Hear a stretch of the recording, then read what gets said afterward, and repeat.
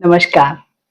मैं हूँ उषा जैन भटनागर। आप सबका मेरे इस चैनल उषा एस्ट्रोवर्ड पर बहुत स्वागत है। 3 अक्टूबर 2025 ज्योतिषी दृष्टि से बेहद खास रहा क्योंकि इस दिन शनि देव ने फिर से अपना वक्री गोचर स्टार्ट किया है और अब वो गुरु के ही नक्षत्र पूर्वा भाद्रपद नक्षत्र में गोचर कर रहे हैं। और ये जो गोचर इनका जो वक्री गति से चलने वाला है 109 दिनों तक चलने वाला है, मीन्स ऑलमोस्ट 4 महीने जितना ये समय रहने वाला है। 20 जनवरी 2026 तक शनिदेव उल्टी गति से ही इस नक्षत्र में गोचर करने वाले हैं। और जब भी शनिदेव या अन्य कोई ग्रह भी वक्री अवस्था में गोचर करता है, इट मीन्स जो पुराने भाव के जो भी उनके काम अधूरे रह गए हैं, बस उनको पूरा करने के लिए ही ये पीछे की ओर आते हैं या वक्री गति से चलते हैं।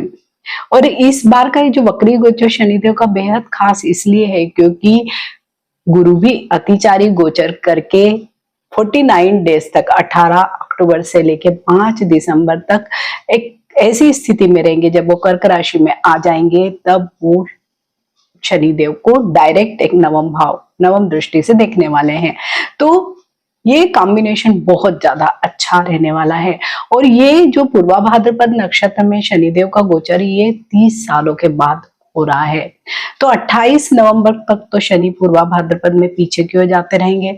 उसके बाद शनि डायरेक्ट मोशन में फिर से स्ट्रेट चलने लगेंगे और फिर धीरे धीरे आगे बढ़ते हुए 20 जनवरी को पूर्वा भाद्रपद नक्षत्र को छोड़कर फिर से उत्तरा भाद्रपद नक्षत्र में आ जाएंगे। सबसे पहले तो हम नक्षत्र की ही बात करें क्योंकि ये ही सबसे खास है इस समय। तो इस नक्षत्र की क्या विशेषता है? तो सबसे पहले जो इस नक्षत्र के जो देवता हैं वो है अजय एक पद, यानी एक पैर का बकरा या एक पैर का स्वामी या देवता जो एक पैर पर ही खड़े हुए हैं। और ये रुद्र के एक अवतार हैं। इनकी जो एनर्जी है वो रुद्र की है, मीन्स थोड़ी सी अलग तरह की एनर्जी। ये ऐसा माना जाता है कि डिस्ट्रॉय करते हैं, मीन्स किसी भी चीज का अंत करते हैं और उसके बाद नया रिकंस्ट्रक्शन भी करते हैं, यानी डिस्ट्रॉय भी खुद करते हैं, रिकंस्ट्रक्शन करने के लिए भी यही एनर्जी देते हैं। साथ ही ये स्पिरिचुअल एनर्जी को भी रिप्रेजेंट करते हैं और ये मतलब किसी भी नई चीज की शुरुआत करते हैं, ऐसा इनका नेचर होता है या एनर्जी होती है। पूर्वा भाद्रपद नक्षत्र के 2 चरण तो मीन राशि में आते हैं और मीन राशि जो हमारी काल पुरुष की कुंडली है उसमें 12वें घर में आती है, जहां पर सभी चीजों का अंत होता है। लेकिन जैसे हम जानते हैं जब भी किसी भी चीज का अंत होता है तो इसका मतलब कुछ न कुछ नई शुरुआत भी अवश्य ही होने वाली है, मीन्स एक नया सर्कल फिर से स्टार्ट होने वाला है। तो बस पूर्वा भाद्रपद नक्षत्र की एनर्जी भी ऐसी ही है क्योंकि जब भी हम किसी गोचर को देखते हैं और विशेषकर नक्षत्र में अगर कोई ग्रह जा रहा है तो ये समझना बेहद जरूरी है बजाय राशिफल के कि आखिर ये नक्षत्र क्या कुछ चीजें हमें दे सकता है। तो बिल्कुल ये ऐसा नहीं होगा कि आपके सिर्फ कामों से ही संबंधित चीजें खत्म होगी या नई शुरुआत होगी। ये हर तरह की नई बिगनिंग का टाइम होगा क्योंकि इसका जो सिंबल है इस नक्षत्र का एक डबल फेस्ड मैन भी है और एक डबल स्वॉर्ड भी है, यानी एक दुधारू तलवार भी है और एक 2 मुंह वाला आदमी भी है। तो जब भी दुधारू तलवार अगर हम देखते हैं तो एक जो उसका भागे बुराइयों को काटेगा, अंत करेगा, वहीं जो तलवार की दूसरी धार है वो नई ऊंचाइयों को, नई चीजों को भी ट्रांसफॉर्म करके आपकी लाइफ में ला सकती है। वैसे ही ड्यूल नेचर जो 2 मुंह है, तो मीन्स आपको हर एक व्यक्ति के भी ड्यूल नेचर के साथ ही आपको अभी काम करना पड़ेगा या देखना पड़ेगा। ऐसे भी काल पुरुष की कुंडली में 12वें घर को नक्षत्र में जब भी कोई गोचर आता है तो बहुत सारे चेंजेस वहां पर स्टार्ट होते हैं क्योंकि उसके बाद ही नई बिगनिंग आपकी होगी। पूर्वा भाद्रपद क्योंकि 12वें भाव में किसी भी काल पुरुष की कुंडली में जब भी आता है तो, और वो भी शनि 11वें और 10वें घर के मालिक होकर बैठे हैं, तो ऐसे में आपको अपना जो नेटल चार्ट है वो भी इस समय जरूर देखना चाहिए कि आपके चार्ट में शनिदेव किस नक्षत्र में बैठे हैं। तो शनिदेव यहाँ पर आपके लिए बहुत कुछ चीजें नई करने वाले, नए सोर्सेस बनाने वाले हैं या पुरानी चीजों को रिन्यू करके आपके जीवन में फिर से लाने वाले हैं क्योंकि ये जो नक्षत्र बहुत मिस्टीरियस नक्षत्र है। जो लोग ऑकल्ट में है, रिसर्च में है, स्पिरिचुअल वर्ल्ड में जाना चाहते हैं, उनके लिए तो ये बहुत ही बढ़िया समय है। खुद को ट्रांसफॉर्म करने के लिए ये नक्षत्र आने वाला है। और 12वां भाव यू भी क्या है, आइसोलेशन का, या 12वें भाव से हम मल्टीपल चीजें देखते हैं, खर्चों को देखते हैं, विदेश को देखते हैं, आइसोलेशन को देखते हैं, धर्म मोक्ष को देखते हैं, शयन सुख को देखते हैं, कारावास को भी देखते हैं। तो इतनी सारी जगहों पर जब शनिदेव बैठे हुए हैं तो क्या कुछ चीजें आपके जीवन में वो चेंज नहीं कर सकते हैं। तो एक थोड़ा सा ब्रीफ में मैंने आपको नक्षत्र के बारे में बताया है ताकि आपको ये समझ में आए और आप इससे रिकनेक्ट कर सके कि आपकी जो राशि है होगी जो भी, उसमें शनिदेव जब पूर्वा भाद्रपद नक्षत्र में पीछे की तरफ गोचर करेंगे और साथ में गुरु का भी साथ होगा, तो क्या आपके लिए फल होंगे और आपको क्या करना चाहिए। आपको इन सारे वीडियोस में जो राशिफल के मैं वीडियो आपसे शेयर करूंगी उसमें मैं आपसे मंत्र या कोई पूजा वाले रेमेडीज नहीं शेयर करने वाली हूँ, क्योंकि इस समय सबसे ज्यादा जरूरी है कि इस नक्षत्र की ऊर्जा को व्यावहारिक तौर पर प्रयोग में लाया जाए। तो आप देखेंगे सचमुच आपके जीवन में चेंज आ सकता है। तो सभी 12 राशियों के लिए मैं ये राशिफल आपसे शेयर कर रही हूँ और ये जो राशिफल होगा ये चंद्र राशि पर ही आधारित होगा, क्योंकि शनिदेव हमेशा चंद्रमा पर ही गोचर कर रहे हैं, गोचर करते हैं। तो हमारा जो राशिफल है वो भी हमें चंद्र राशि से ही देखना चाहिए। मकर राशि वाले सभी लोगों के लिए शनि देव का ये जो वक्री गोचर पूर्वा भाद्रपद नक्षत्र में हो रहा है वो क्या कुछ लेकर आने वाला है। तो मकर राशि वाले सभी लोगों के लिए तो ये तो शनिदेव की स्वयं की ही राशि है।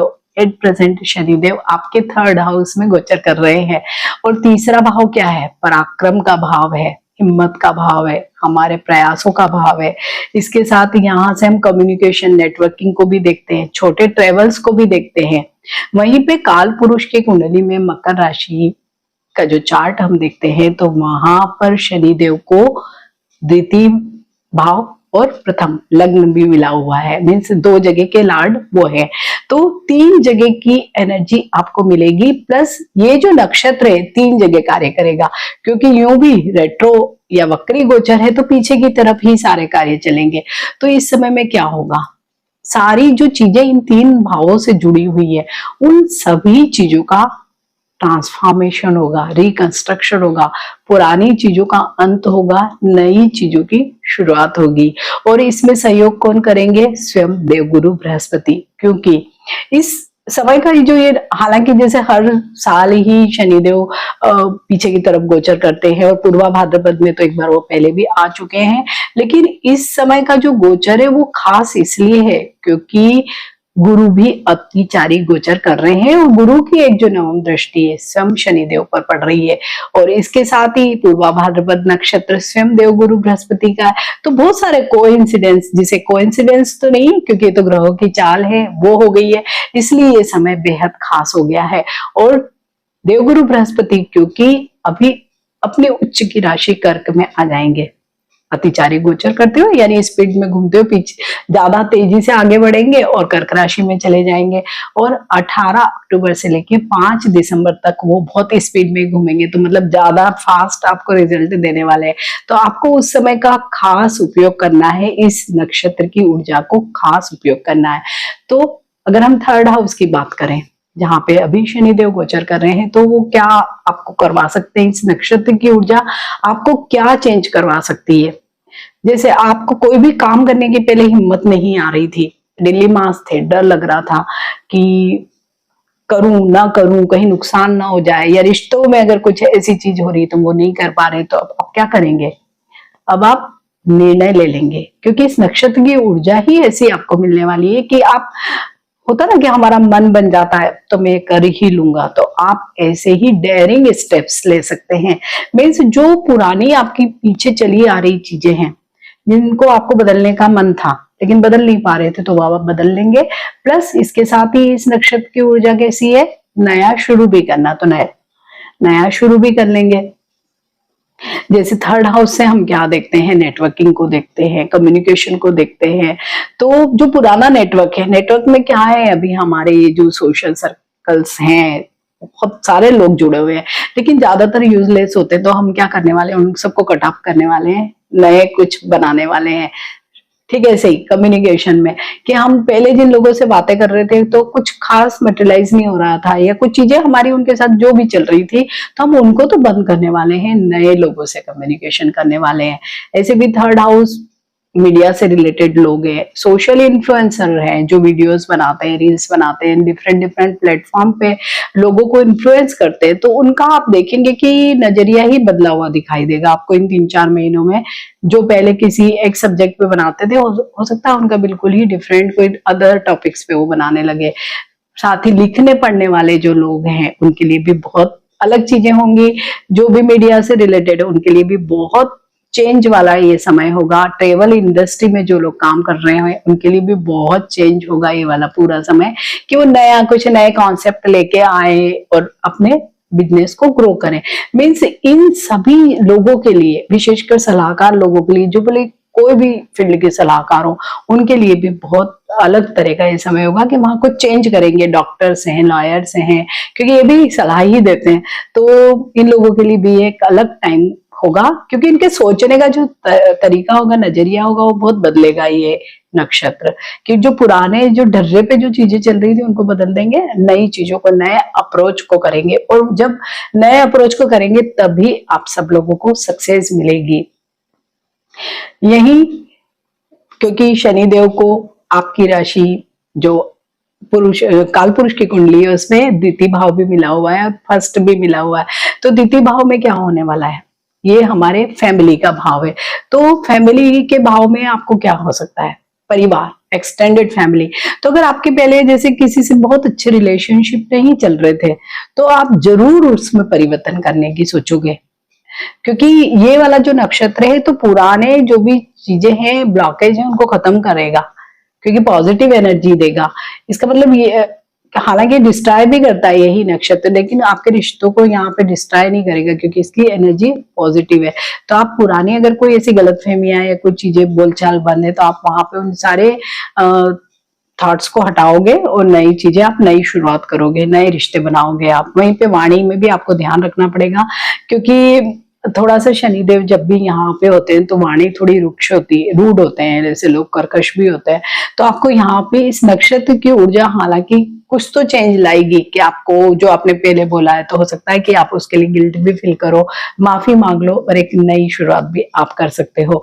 ठीक, द्वितीय भाव तो धन का भी भाव है, असेट्स का भी भाव है। तो आप क्या कर सकते हो, जो आपके पुराने असेट्स हैं, सपोज आपके म्यूचुअल फंड है, शेयर है, आप उनको बेचते हैं, अच्छा प्रॉफिट हो जाए, आपने फिर से नए ले लिए, या पुराने ऐसे ही आपने बैकलॉग बहुत सारा जमा हो गया जो बहुत ज्यादा आपको प्रॉफिटेबल नहीं लग रहा, तो आप अभी क्या कर सकते हो कि उन सारी ही चीजों को, हो सकता है कि खत्म कर दूं इन सारी चीजों को, ताकि मेरे पास कुछ पैसा आए और मैं नया कहीं पे इन्वेस्ट कर सकूं।